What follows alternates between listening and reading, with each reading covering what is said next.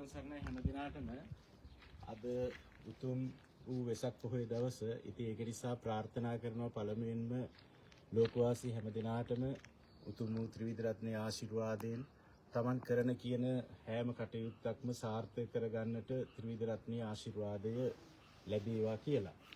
ඉතින් මේ වෙලාවේදී විශේෂයෙන්ම මේ කතා කරන්න හිතුවේ හෙට දවසේදී තමයි අපේ විහාරස්ථානයේ වෙසක් පොහොය නිමිත්තෙන් පැවැත්වෙන උත්සවය පවත්වන්නට කටයුතු සංවිධානය කරලා තියෙන්නේ.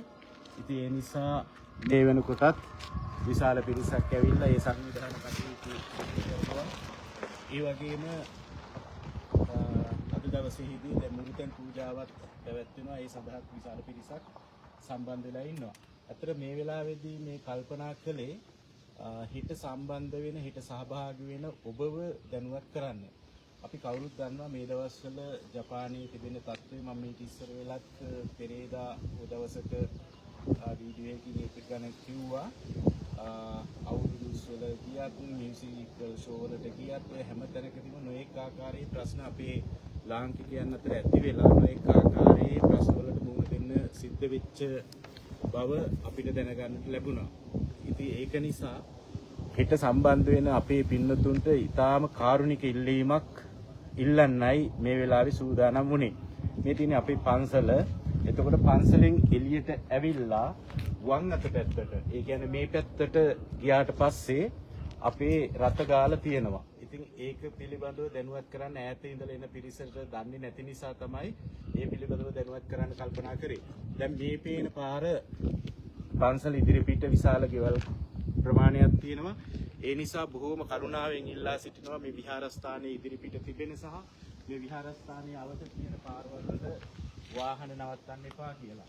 දැන් මෙතන විහාරස්ථානයෙන් එළියට ඇවිල්ලා අපි වම් පැත්තට හැරිලා මීටර බොහෝ පුංචි ප්‍රමාණයක් තියෙන්නේ. අපි ඇවිදගෙන යන් එතෙන්ට.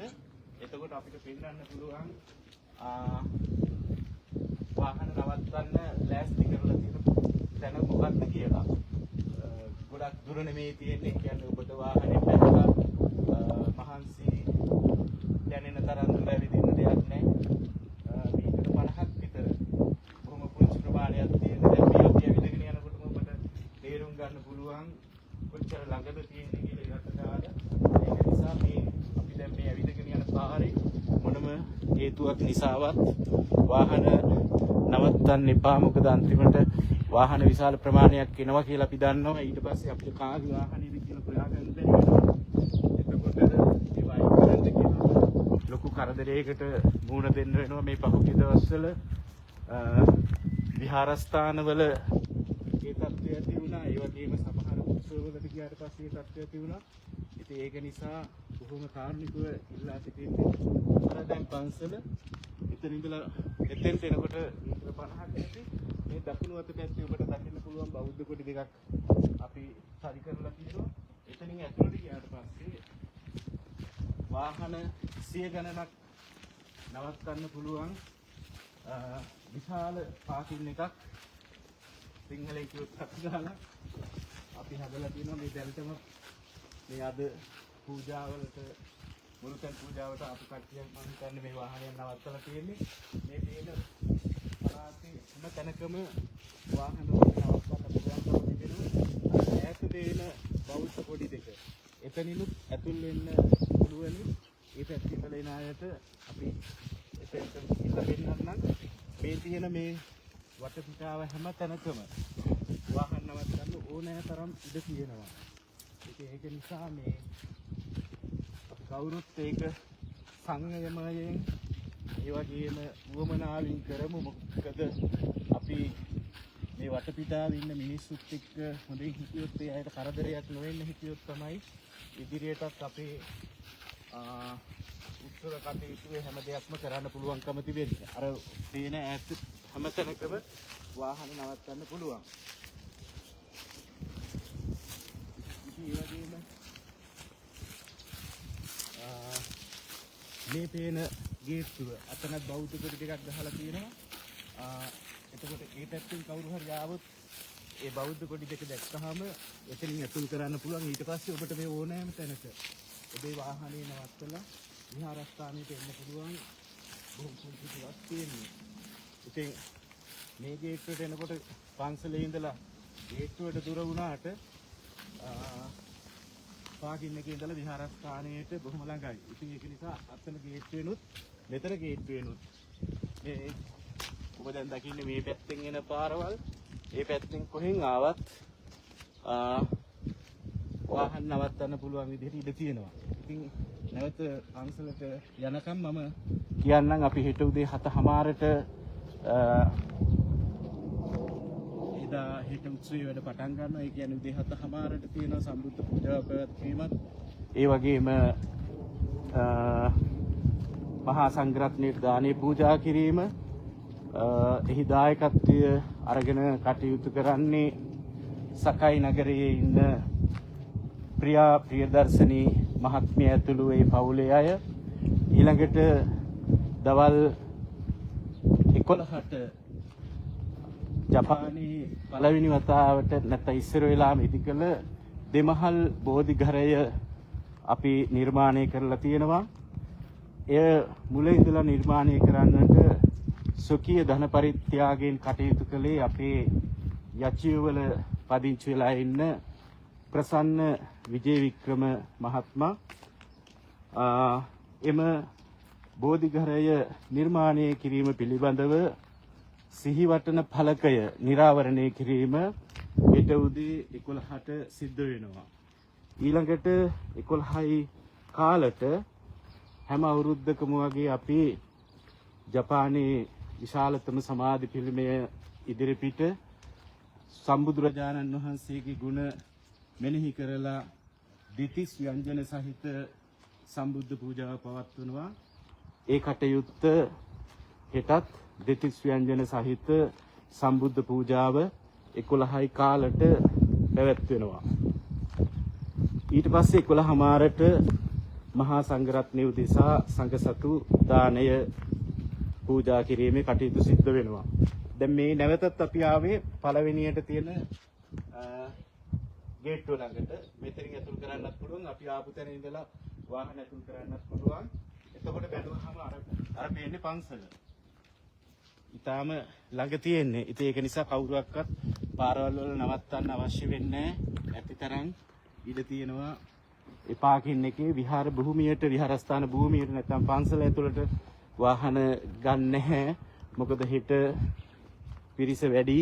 ඒක නිසා පන්සල ඇතුලේ වාහන නවත්තන්න ගියොත් ඒකත් කරදරයක් වෙන නිසා ඊළඟට නැවතත් ගියොත් හෙට සිද්ධ වෙන වැඩ කටයුතු පිළිබඳව හෙට දවල් 11:00ට මහා සංඝරත්නයට දානේ පූජා කරන්නේ සමන්ත මහත්මයා ඇතුළු ඒ පවුලේ අය. ඊළඟට දවල් 12:00ට 12:30ට විහාරස්ථානයට පැමිණෙන ඔබ හැම දිනා වෙනුවෙන්ම බද්දන්සලක් සංවිධානය කරලා තිබෙනවා. ඒ කටයුත්ත සිද්ධ කරන්නේ ඉසිගේ රන්දිව රෙස්ටෝරන්ට් අධිපති අපේ චින්තක මෙන්ඩිස් මහත්මයා ඇතුළු පවුලේ හැම දිනා විසින්. ඒ නිසා විහාරස්ථානයට පැමිණෙන ඔබ හැම දිනාටම දිවා ආහාරය පිළිබඳව කිසිම ප්‍රශ්නයක් ඇති වෙන්නේ නැහැ. ඊළඟට දවල් 3:00ට චිබාවල ජයවර්ධන මහත්මයා විසින් සංවිධානය කරනු ලබන නැත්නම් එතුමාගේ අනුග්‍රහයෙන් පවත්වන ස්මෙක් බීම දන්සලක් පැවැත්වෙනවා. ඒක පැවැත්වෙන්නේ පස්වරු 3:00ට. ඊළඟට හවස 5ට විශේෂ අටවිසි බුද්ධ පූජා පින්කම සිද්ධ වෙනවා. ඒ අටවිසි බුද්ධ පූජා පින්කමේ ප්‍රධාන දායකත්වය දරන්නේ අපේ යචිවල පදිංචි සුමිත් මහත්මයා, ආදේශ මහත්මයා ඇතුළු පිරිස.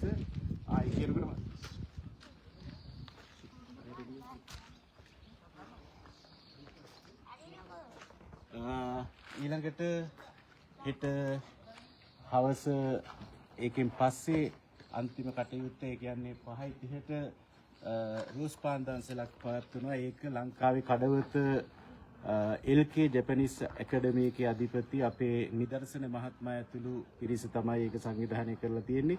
ඉතින් ඒ කටයුතු වලට සම්බන්ධ වෙන්න පුළුවන්. හිත පැවැත්වෙන ප්‍රධානම එක තමයි හවස 5ට පැවැත්වෙන විශේෂ අටවිසි බුද්ධ පූජා පින්කම. එහි ප්‍රධාන දායකත්වයේ දරන මහත්මයා තමයි මේ අපේ සුමිත් මල්ලි. ඉතින් මේ කට්ටියම කියන්නේ හිත සහභාගී වෙන්න කියලා. ඔය කට්ටියම හිතෙන්න අපේ පොන්සලේ මේ කඩ මේ පින්කම හිත වෙසක් පුදු පුදා තියෙන හින්දා ඔක්කොම යාළුවෝ දෙන්න. ඉතින් ඒ කිව්වා වගේ සුමිත් මහත්මයා Tamanගේ යාළුවෝ විශාල පිරිසක් ඉන්න කෙනෙක් මේ. ඉතින් ඒ යාළුවොත් එකතු කරගෙන ඒ වගේම ආදරණීය බිරිඳ මලීෂා මහත්මිය සම්බන්ධ වෙලා ඒ පවුලේ කට්ටිය තමයි ඒක සංවිධානය කරන්නේ. ඒක නිසා ජපානයේ ඉන්න ඒ හැම දිනාටම අපි ආරාධනා කරනවා හෙට දවසේ ඔය මුලින් කියපු ඒ හැම පින්කමකටම සම්බන්ධ වෙලා අවසානයේට තියෙන රෝස් පාන් දන්සලට සම්බන්ධ වෙලා යන්න කියලා. දැන් මේ වෙනකොටත් මාසික මුරුතැන් පූජාවේ කටයුතු ආරම්භ කරලා තියෙනවා. ඉතින් ඒ සඳහාත් ඒ වගේම අද ලංකාවේ වෙසක් පොහොය නිසාත් විශාල පිරිසකුත් ඇවිදිලා ඉන්නවා මේ වෙන විටත් සම්බන්ධ වෙන්න. ඉතින් එහෙමනම් හෙට දවසේ කටයුතු වලට සම්බන්ධ වෙන්න කියලා නැවත වරක් මතක් කරමින් මුලින් සඳහන් කළ ආකාරයට ඔබේ වාහනය මොනම හේතුවක් නිසාවත් විහාරස්ථානයේ අවට තියෙන පාරවල් වල නවත්තන්න එපා. කරුණා කරලා ඊටාම කාර්මිකව ඉල්ලා සිටිනවා අර අපි පෙන්නපු රතගාලේ විතරක් ඒ වාහන නවත්තන්න කියලා. ඉතින් එහෙමනම් හැම දිනාටම උතුම් වූ ත්‍රිවිධ රත්නයේ ආශිර්වාදය ලැබේවා. හැම දිනාටම පිරුවන් සරණයි.